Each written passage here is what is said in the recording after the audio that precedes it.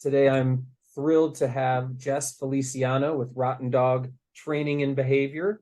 How are you, Jess? I'm doing good. How are you?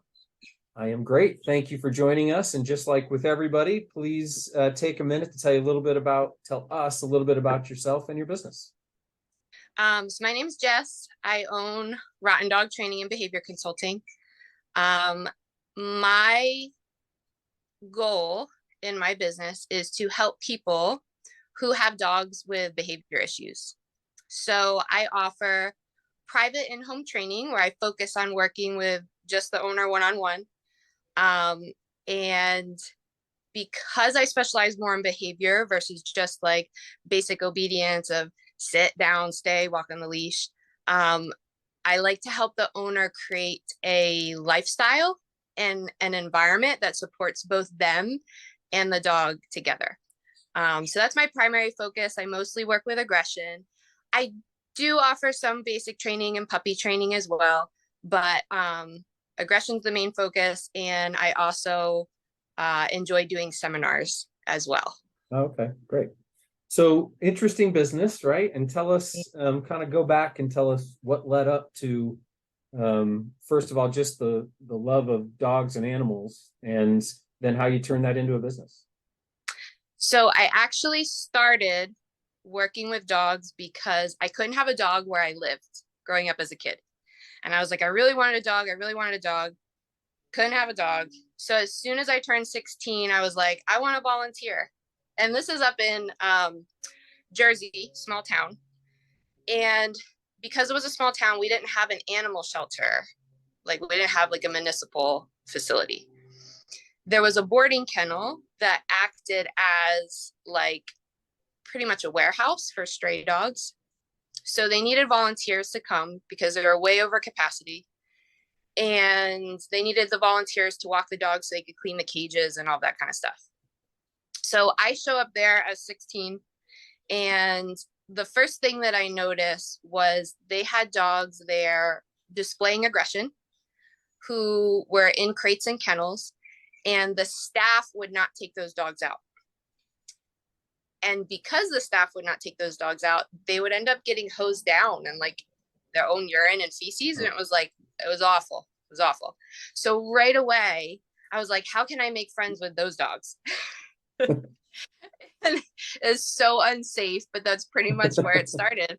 That's 16, I'm sitting there trying to make friends with these not friendly dogs. And, I started being able to get dogs out, and I was like, oh, maybe I'm onto something. And that's literally where I started. So like I started with aggression before anything else. And then eventually we did end up getting a county animal shelter. And so I went and I worked there, and kind of the rest is history. So when you say you kind of figured it out, did you start to study? Did you take some classes? Like how, or did you just kind of have an ability to connect with the dog? I started off as total like trial and error and self-study, read a bunch of books. A few years into it, I got some mentors. And then eventually I did an online school, and then eventually I did an in-person school, and I had some more mentors. So I did a little bit of everything. This industry is not regulated. So there's no like strict, you have to do it this way. So yeah, I pretty much did a little bit of everything to give myself the most well-rounded education that I could. Okay.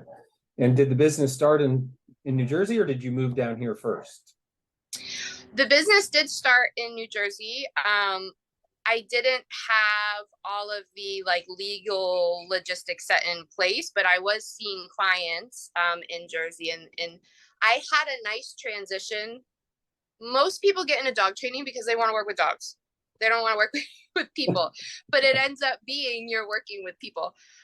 So I had a little bit of a nice transition in the way that I started seeing clients was I was working with the dogs at the shelter, and then when they would get adopted, I would work with the adopters. So I kind of already had a relationship with the dogs. So that made things like a little bit easier of a transition for me into the people side of it. Interesting. Okay. And so you say most of the time you're dealing with dogs that are displaying some sort of behavioral problem. So or dog owners are contacting you. You're not necessarily focused on, I guess you call it the easy stuff, the sit, stay. Right. Right. Okay. What's some common things you typically see that people are struggling with their dogs? Common things I see are aggression towards strangers, aggression towards other dogs. Um, Leash reactivity is a big one where a dog lunges and barks and growls on the leash. I see a lot of cases for dogs that are fighting within the household, and dogs who are aggressive towards their owners as well. Okay. So what does the continued education look like? Because you said it's not, it's not regulated, right? So Mhm. anybody can kind of just start saying they know how to do this Yeah. and do that. Is there continuing education that you do that you seek out, or is there some mentors that you're still connected with that you continue to learn from? Yeah, so there are a couple of independent certifying bodies who are not affiliated with any type of schools that you can apply to and get credentialed through. And if you meet their requirements and sign up with them, like there's two independent certifying bodies that I can think of off the top of my head. They all require continuing education. I do belong to one of them. That's the International Association of Animal Behavior Consultants. So they require a certain amount of CEUs, every couple of years, like a lot of professions. And so, yes, I do a lot of continuing education. Thankfully, after COVID, pretty much everything can be done online. That's a plus, versus having to go to in-person seminars. But I definitely still am always attending seminars, even with people that I don't think I'm going to learn very much from. We can always take something from everybody, and there's always more to learn. It is certainly never ending. Sure. And I would assume you wish more homeowners, more dog owners would do some of that education themselves. Yeah, yeah, that's part of one of the reasons why I do enjoy giving seminars, because you never know who you're going to reach. Right.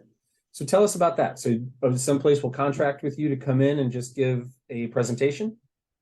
Yeah, so I have rescue groups and shelters that have brought me out.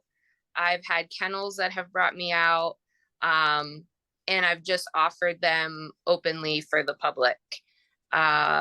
The main seminar that I've given and has been pretty well received is one on body language and behavior. And yeah, like I said, you never know who you're going to reach. I have people that have, shared with me that they've attended, and they maybe didn't really want to go, or didn't really think it was going to be interesting, or didn't think they were going to learn anything. And, then had really positive feedback from them. So you can reach a much greater number of people in a short time span as well. Right. And so your business itself, it's just you right now? Yes, that's correct. So you do all your own scheduling, your appointments, your communication with the clients, everything. Yes. And is that the idea for the future too? Do you want to continue being solo? In the foreseeable future, yes. I have a really hard time trusting other people. It is me. I'm sure there are other business owners who maybe feel the same way. But because I've built this solo for so long, I definitely have some anxiety thinking about potentially sharing that with somebody else. But the other thing too is there's a running joke in this industry that's like, the only two things that a dog trainer or dog trainers can agree upon is what the third is doing wrong. Because it's not regulated. There's so many methods and opinions. And when working with aggression, it's very easy to make things worse, or to make a mistake that could be dangerous. And so that kind of makes me hesitate in bringing on other trainers as well. But I know at some point in the future, I will not be able to handle the workload solo, most likely. So, it's not totally off the table bringing somebody else in, but but right now I'm just focused on myself. Sure. And that's understandable. It'd be difficult to find somebody that kind of aligns perfectly with, your thoughts and beliefs in terms of Yeah. how to handle the behavior. That makes a lot of Yeah. sense. And you're not alone Yeah. there. Many business owners really struggle with that. Sure. I can imagine. So how about scheduling? Obviously, you need to meet with the owners and the dog and owners work and things like that. What's your availability like?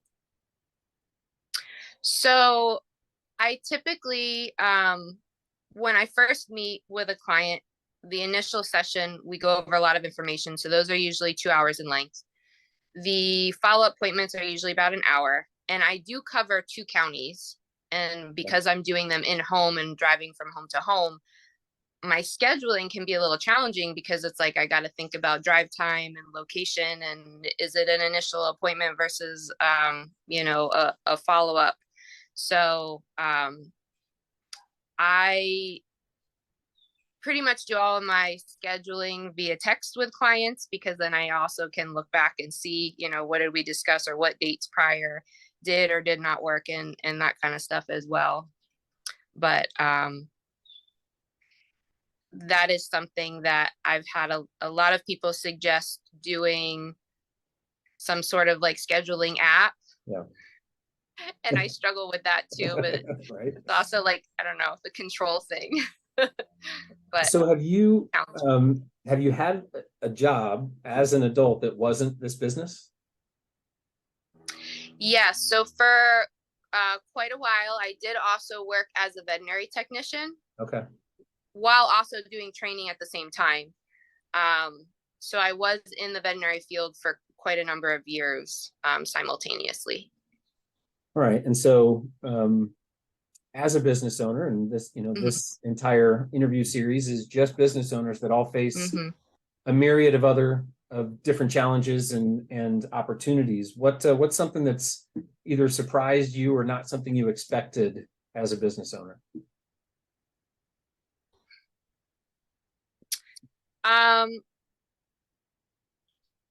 I think that, that's a good question. Yeah, that question is what surprised Yeah. you.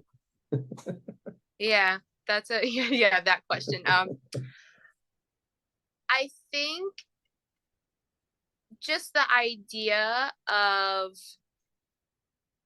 if you do something that you really care about and you put your heart into and that you're passionate about, how quickly it really can blow up. And then how busy you can get and how many people are reaching out to you. I think I kind of had the idea that when I went into this, because I also had a transition period of from when I was working as a veterinary technician and then doing the training part-time to moving to full-time. I had this idea of like slowly kind of, coasting my way into it, but it just blew up really fast. And so having to then figure out my scheduling and how do I confirm with all the clients ahead of time, and how do I get my like questionnaires in beforehand and sending my information out about how appointments work like in an efficient manner. I think that was my biggest surprise, because I just kind of expected to like ho-hum coast into it, and then it was just like bam, everybody's like, oh, you're doing this full time now, fantastic, we all want you at the same time. So it's a darn good problem to have, right? And I'm sure many business owners wish they had that same problem. Yeah. Yeah.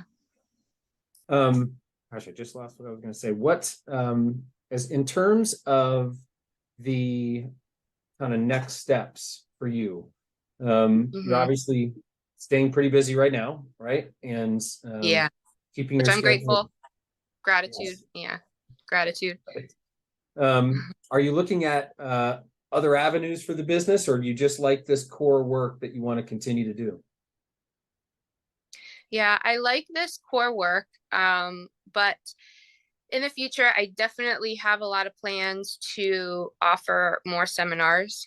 I'm currently working on some things in that I can make more videos and educational content available to people, like for a charge versus just like, oh, a seminar that's offered every once in a while.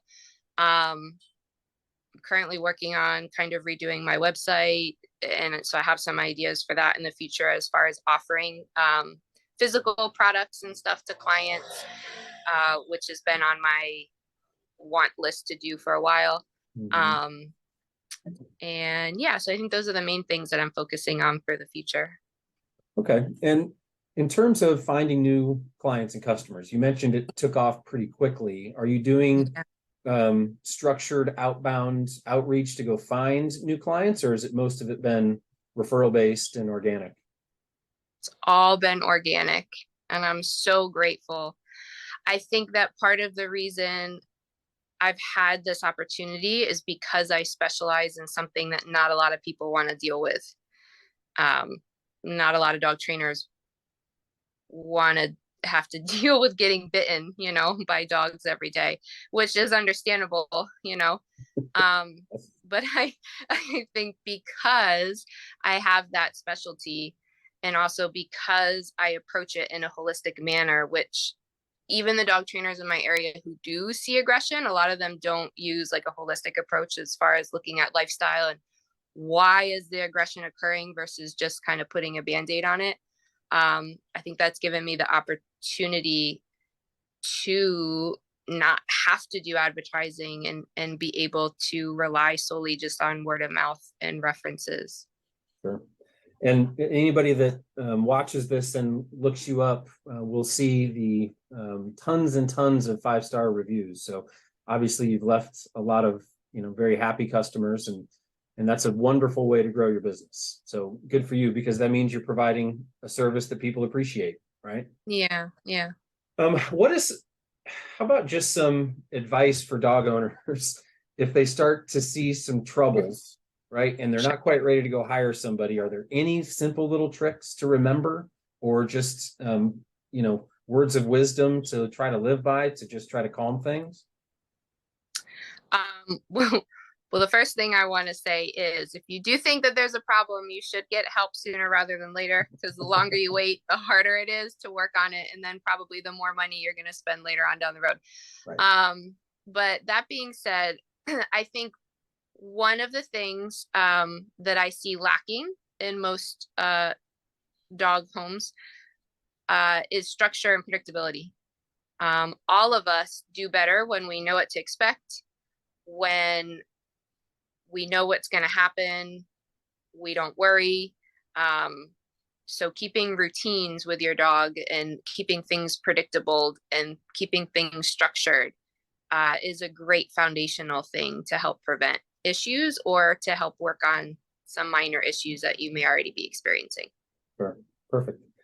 And then as we wind down here, what's some advice you'd give for somebody that has a passion, maybe works for someone else in that field, and not necessarily in dog training, but in any field, and is thinking about taking that leap to starting their own business and going on their own? Would you have any advice to provide? I think I would say, like, I look back and I think, what is one thing that I wish I knew before getting into all of this? I think one of my biggest things to learn that I would share with others is get comfortable with being uncomfortable. That can be in the sense of having to grow, having to change up how you do things, having to be in a business where maybe things don't always look the same and you have to change up things on the fly. But growth really does happen when we're uncomfortable. Like, it is not a comfortable thing to grow through or to go through. But if you want that growth, I would almost like expect the discomfort and then be okay with it. Embrace the discomfort, right? Lean into it. Embrace it's not necessarily a bad thing. Like, it could be a really good thing. We get pushed outside of our comfort zones and then get the opportunity to do something better. So well, Jess, thank you so much. Really insightful and genuine, and really appreciate your time today, and we wish you the best of luck moving forward. Thank you so much. I appreciate it. All right, Jess Feliciano with RotNDog Training and Behavior Consultants. Thank you so much.